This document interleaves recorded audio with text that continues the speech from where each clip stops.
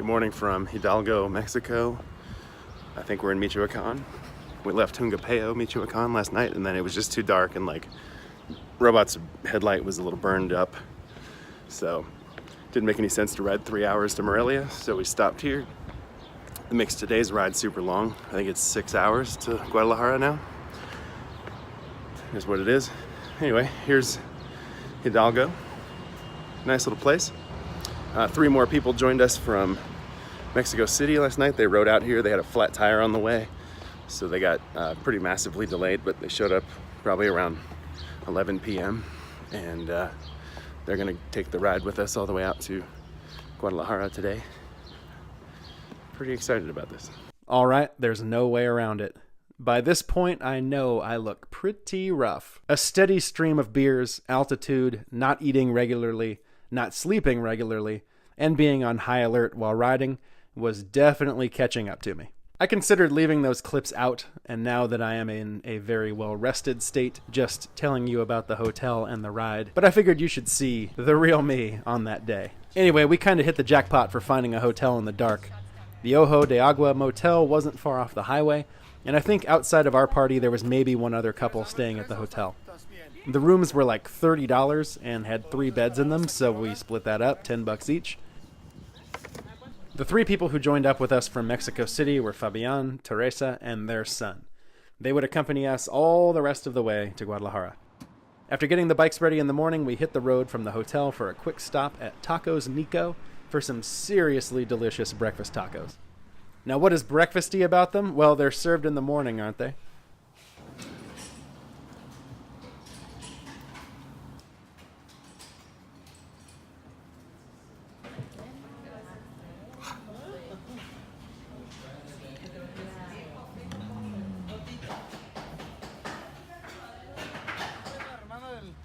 Fabian graciously caught the bill for that one, and then we roasted out of town, heading west again on Highway 15 toward Morelia.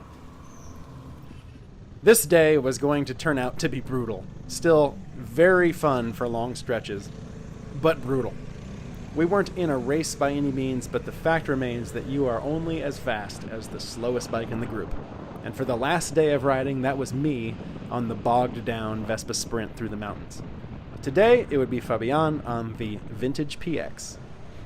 I mistakenly said 6 hours of riding in that last clip, but from here, Google actually showed over 7.5 hours without stopping. That translates into something like 8+ hours of saddle time. By the end of the day, everyone's ass was broken, and getting up off the seat, even at rest stops, was pretty painful. Not far into the ride, we began to climb into some beautiful forested mountains.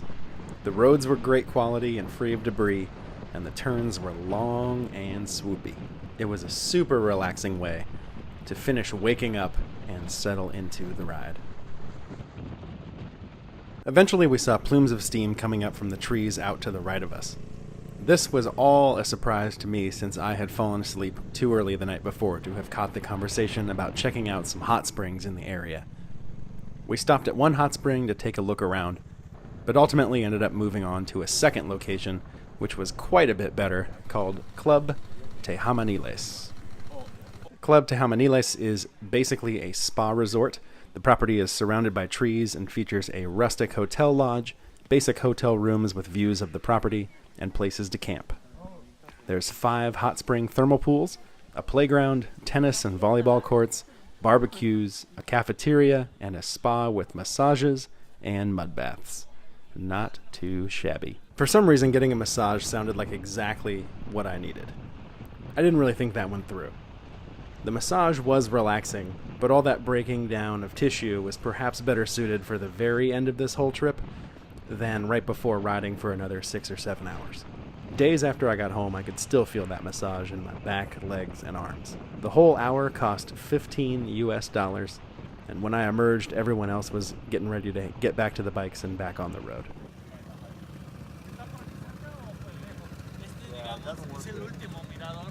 There was a quick stop at Mil Cumbres, which is a viewpoint on the Pan-American Highway.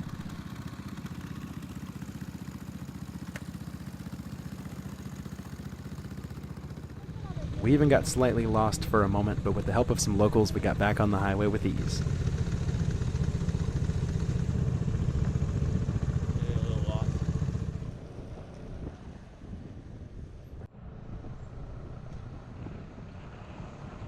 At this point, we pressed on over more mountains and down some long downhill turns and through a forest that smelled incredible.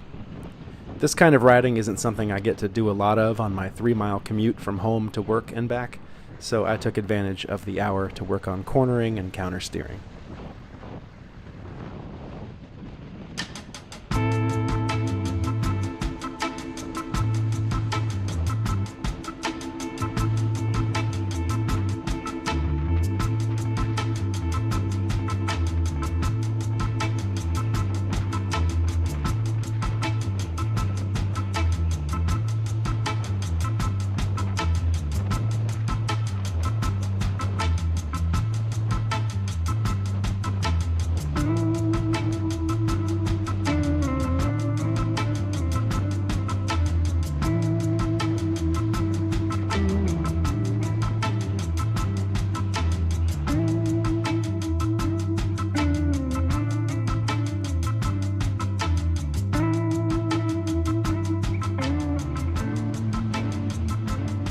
Eventually we came out of the mountains and the road straightened out considerably.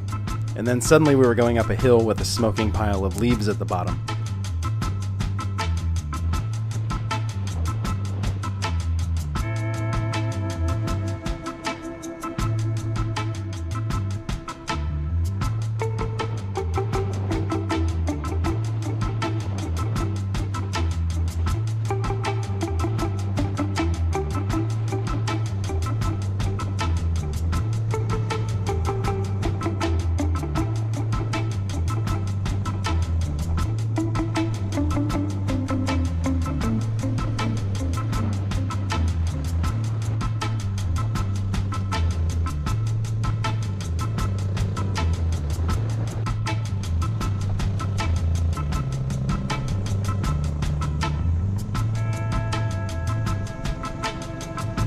I assumed we were going to go find lunch or something, but instead we kept climbing and found ourselves in a field overlooking a ridiculous view of the valley below us. We set up the bikes on a line, cracked a beer to share between us, and chowed down on some remaining snacks from the night before. Christina found out later that this is a popular hang gliding runway. No thank you. We had been blasting by great views all morning coming through the mountains, so it was great to have some time to just take in the view from here.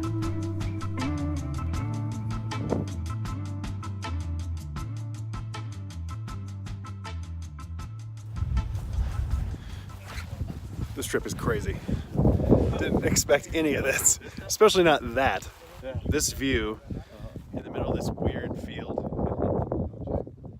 Some random mountain road.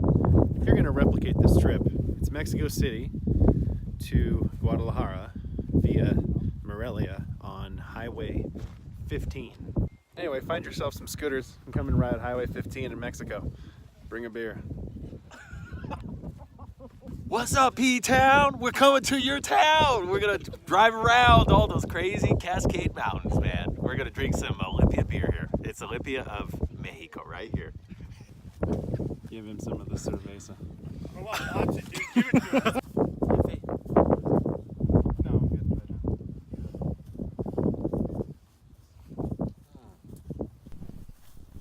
We hung out for maybe 20 minutes and even tried an unsuccessful pyramid before getting back on the bikes and pressing on.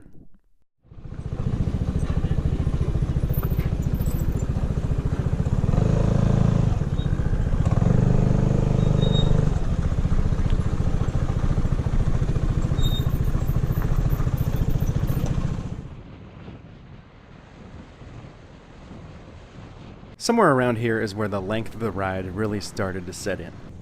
We were finally into Morelia, lane splitting through a ton of rush hour traffic, and it was probably already after 4 p.m. by this point, with at least another 4.5 hours of riding to go.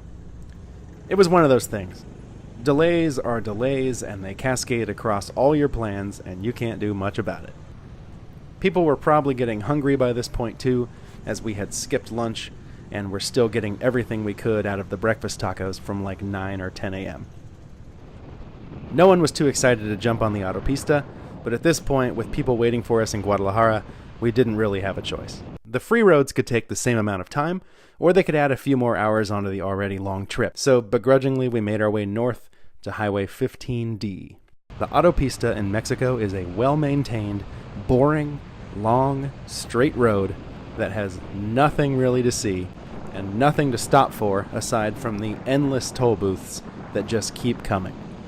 And tolls rack up quick, especially when you're rolling with 6 people. There's no discount for riding a motorcycle either, which sort of surprised me in a country that seems so lenient on all things involving 2 wheels.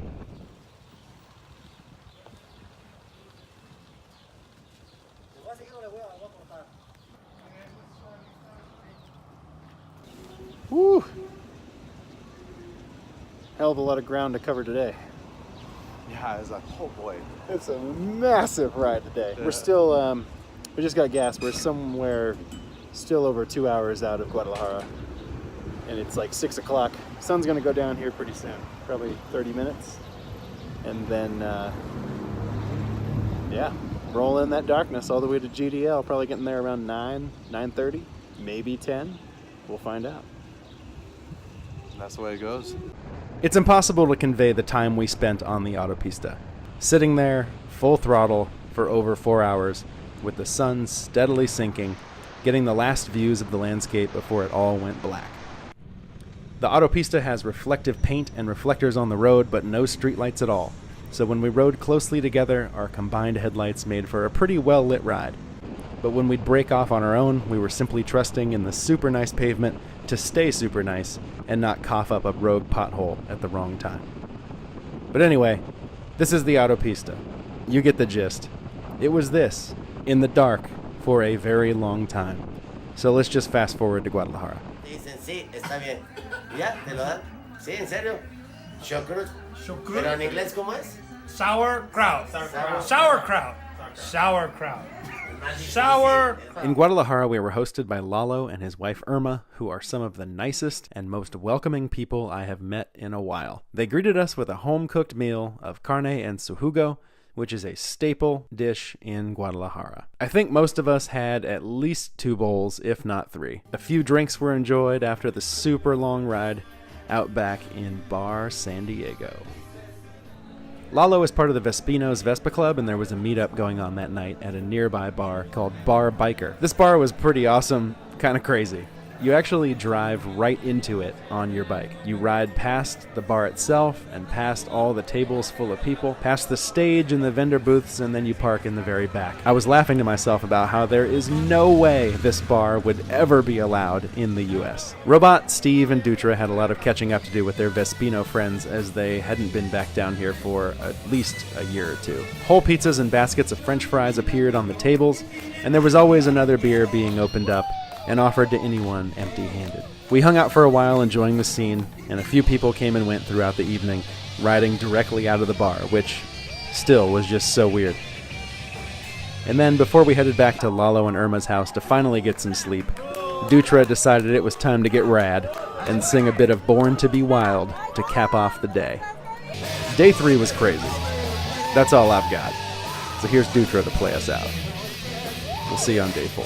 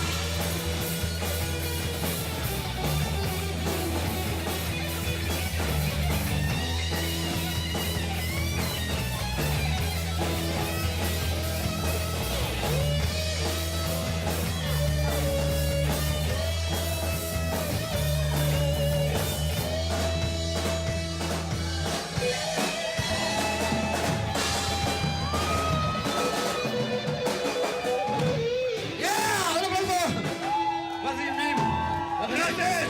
Gracias por mis zapatillos por la gente. Tequila, de cerveza, hasta muy bien, muchas fiestas. Gracias. Yeah. Where you from? Where you from? Cuidado con los portugueses. Hola. Fiesta. Welcome to Guadalajara.